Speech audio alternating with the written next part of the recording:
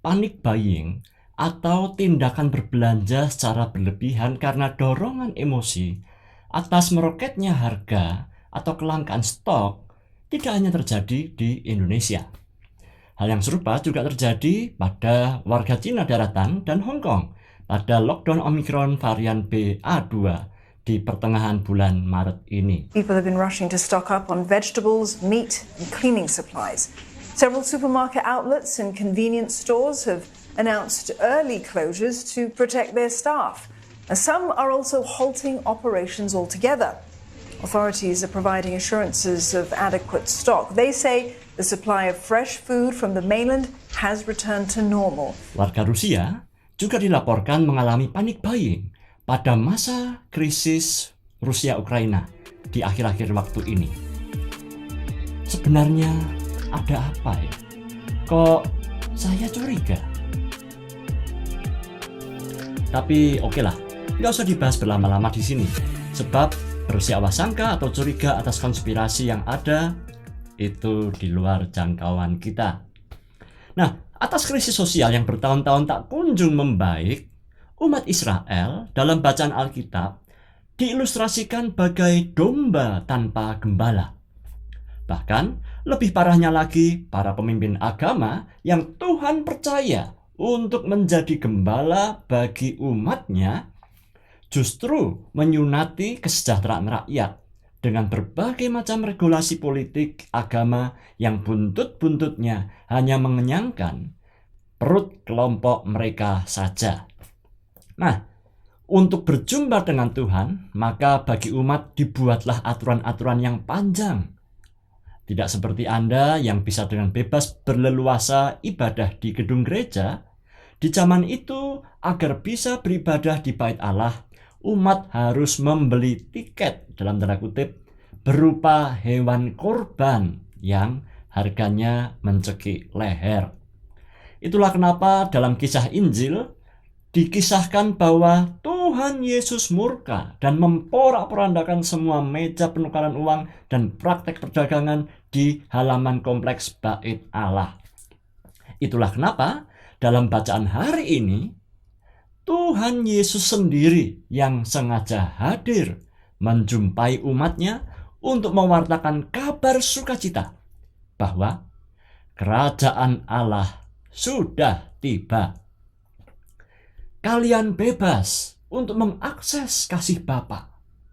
Buktinya, Tuhan Yesus mengutus 12 orang muridnya untuk membawa kesembuhan dan mewartakan berita bahagia ini kepada semua orang. Itu ditulis pada Lukas pasal 9 ayat 1 sampai 6. Free access 24/7. Kasih Tuhan untuk semua. Gratis. Seolah-olah para murid diutus Tuhan Allah untuk mewartakan semua nggak usah bayar. Aku, Tuhan Allah Bapa, yang traktir kalian semua. Maka Lukas pasal 9 ayat 10 menulis, sekembalinya rasul-rasul itu melakukan perintah Tuhan, mereka menceritakan kepada Yesus apa yang telah mereka kerjakan. Lalu Yesus membawa mereka dan menyingkir ke sebuah kota yang bernama Betsaida, sehingga hanya mereka saja yang bersama dengan Dia. Nah, karena rasa dahaga menaun ini beroleh kelepasan dan belum terpuaskan, maka orang banyak berbondong-bondong mencari Tuhan Yesus. Kemana Tuhan Yesus pergi, ke situ mereka mengikuti. Ayat 11. Akan tetapi orang banyak mengetahuinya, lalu mengikuti Dia. Ia menerima mereka dan berkata-kata kepada mereka tentang kerajaan Allah, dan Ia menyembuhkan orang-orang yang membutuhkan penyembuhan. Pada hari mulai malam, datanglah ke-12 muridnya kepadanya dan berkata, suruhlah orang banyak itu pergi, supaya mereka pergi ke desa-desa dan kampung-kampung sekitar ini, untuk mencari tempat penginapan dan makanan, karena di sini Kita berada di tempat yang sunyi. Demikian kata para murid. Tetapi ia, yaitu Tuhan Yesus, berkata kepada mereka, kamu harus memberi mereka makan. Tetapi para murid menjawab, yang ada pada kami tidak lebih daripada 5 roti dan 2 ikan. Kecuali kalau kami pergi membeli makanan untuk semua orang banyak ini. Di sini para murid seolah-olah berkata, waduh, stok kasih Tuhan ini sudah habis. Tinggal tersisa 5 roti dan 2 ikan saja. Maka tindakan yang logis adalah suruhlah orang banyak itu pergi. Nah, di sini kisah ini menjadi janggal, saudara-saudara. Benarkah stok kasih pemeliharaan dari Tuhan bisa habis? Ya jelas enggak dong. Ini yang kebangetan siapa gitu loh. Ya kan? Nah, ayat yang ke-14. Di situ ada kira-kira 5.000 orang laki-laki. Lalu Yesus berkata kepada para muridnya, suruhlah mereka duduk berkelompok-kelompok. Kira-kira 50 orang sekelompok. Murid-muridnya melakukannya dan menyuruh semua orang banyak itu duduk.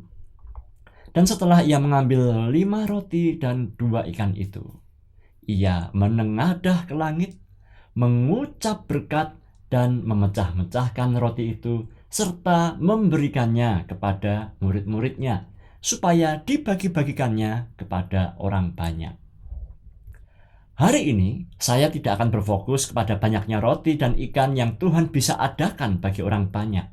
Karena menurut saya fokus dari berita firman hari ini adalah dari ayat kunci Betsaida yang tertulis pada ayat yang ke-10. Ini adalah keterangan yang sangat penting. Mengapa?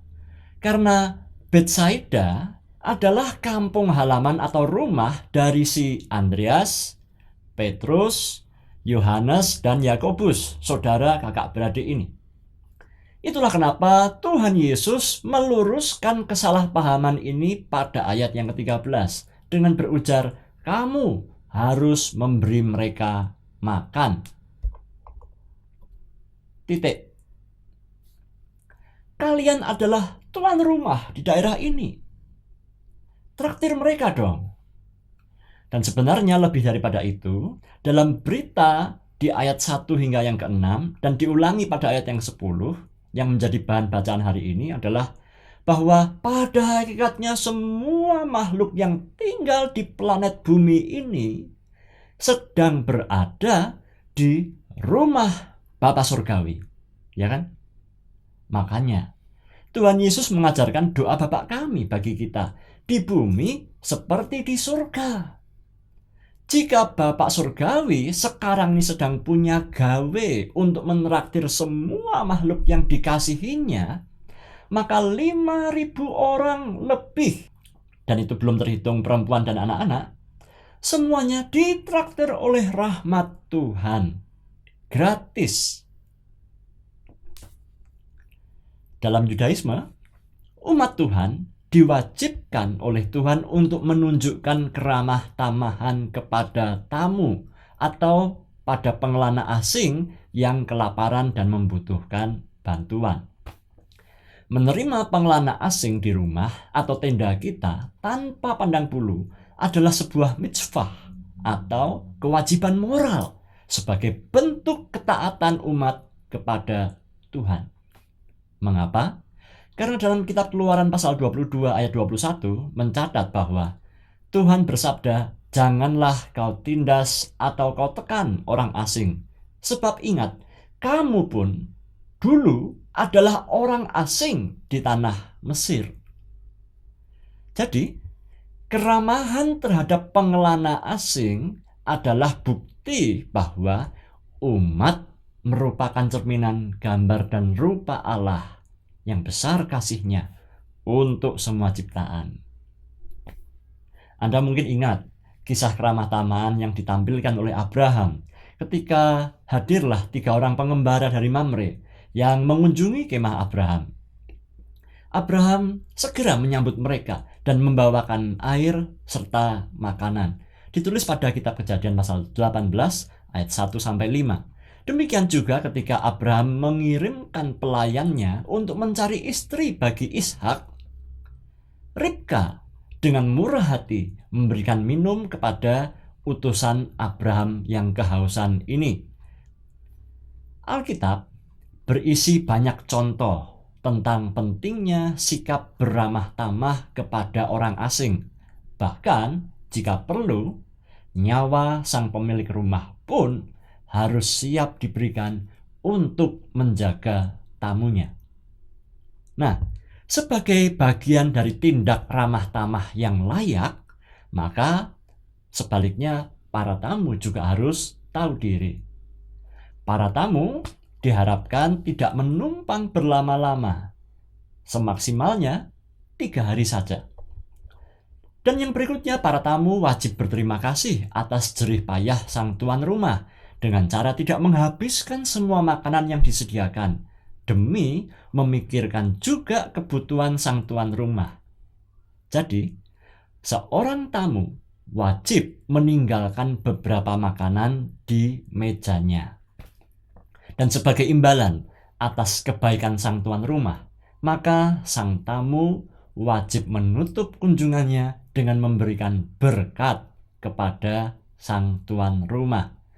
Dalam perspektif pemahaman ini, maka kisah makan bersama dalam perikop Lukas pasal 19 adalah kisah yang sangat indah.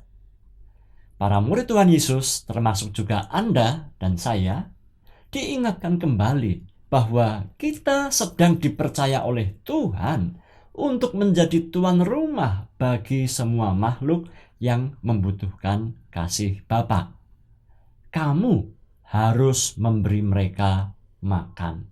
Maka, anjuran para murid untuk menyuruh orang banyak pulang sebenarnya adalah tindakan keengganan yang tidak bertanggung jawab. Hanya karena enggan, para murid kemudian menyuruh-nyuruh Tuhan Yesus untuk menyuruh orang banyak pulang. Enak saja. Maka berita sabda hari ini berpesan kepada kita, jangan menolak orang yang memohon bantuan Anda. Jika sekiranya Anda pernah menolaknya, mungkin kita perlu bertobat sekarang juga. Sebaliknya, untuk para tamu atau Anda yang sedang membutuhkan bantuan, mintalah bantuan seperlunya saja. Tahu diri dong, mosok dari dulu minta-minta dan sudah diberi kok sekarang masih minta lagi, seolah-olah nggak ada batas malunya gitu, ya kan? Ingat, keramah tamahan ini sepatutnya Anda balas dengan merespon, menyisakan makanan juga untuk orang yang pernah menolong Anda. Itulah social responsibility Anda terhadap orang yang menolong Anda. Kan tiap orang juga ada butuhnya juga kan? Maka ayat 17, mereka semua, baik penduduk Betsaida maupun orang banyak yang bertamu mencari Tuhan Yesus, makan sampai kenyang. Kemudian dikumpulkan potongan-potongan roti yang sisa sebanyak 12 bakul. Semua, tidak ada yang dibuang.